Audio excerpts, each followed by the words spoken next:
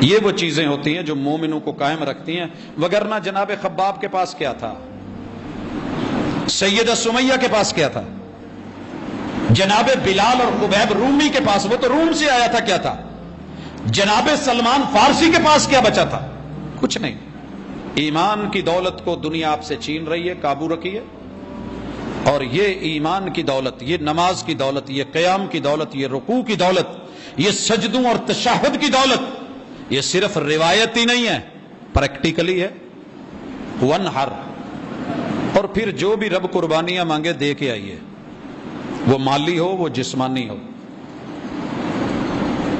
عقیدے کو کمزور کر کے نہ آنا، کلمہ لے کے آنا، کل قیامت کے دن آنا، کچھ پاس نہیں ہے، ترازو لگے گا، وہ کلمے والی ایک چٹ میں رکھ کر کے تیری ساری زندگی کے گناہوں کو ہلکا کر کے اس کلمے کو وزنی کروا دوں گا۔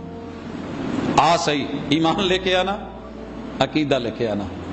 موت بھائیو سب کو آنی ہے، سب نے مرنا ہے، کسی نے نہیں جینا، سبھی نے رہنا ہے۔ آپ چیک کریں رسول اللہ صلی اللہ علیہ وسلم، رسول اللہ صلی اللہ علیہ وسلم، امت اگرچہ اس بات پہ تھوڑا بہت لڑی ہے، لیکن یہ تو سب نے مانا ہے کہ موت آئی، اجل آئی، رحلت فرمائی، انتقال ہوا، اس دنیا سے گئے۔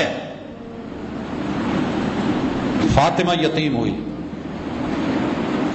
حسنین کریمین نانا سے محروم ہوئے، 9 بیویاں بیوہ ہوئی، مانتی ہے دنیا۔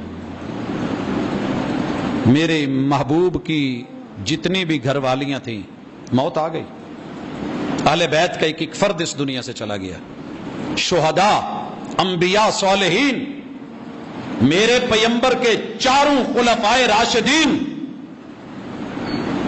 پہلے تبھی موت اس دنیا سے گئے، دوسرے نے شہادت، تیسرے نے شہادت، چوتھے نے شہادت۔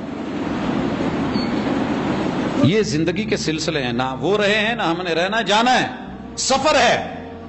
لیکن کامیابیاں کن کی ہیں یہ سنیے، قرآن کہتا ہے هو الذی ارسل رسولہ بالہدی، یہ سورہ فتح ہے، سورۃ الحجرات سے پہلے۔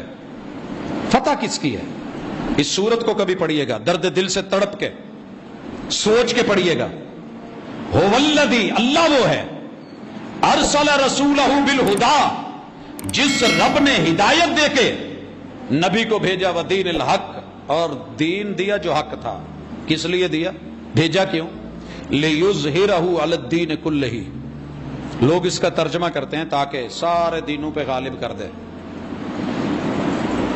مجھے یہ لگتا ہے تاکہ سارے دین جو لوگوں نے من گھڑت جعلی بنائے ہوئے ہیں ان کو پتہ چل جائے، ان پہ ظاہر ہو جائے کہ حق یہ ہے، حق یہ ہے۔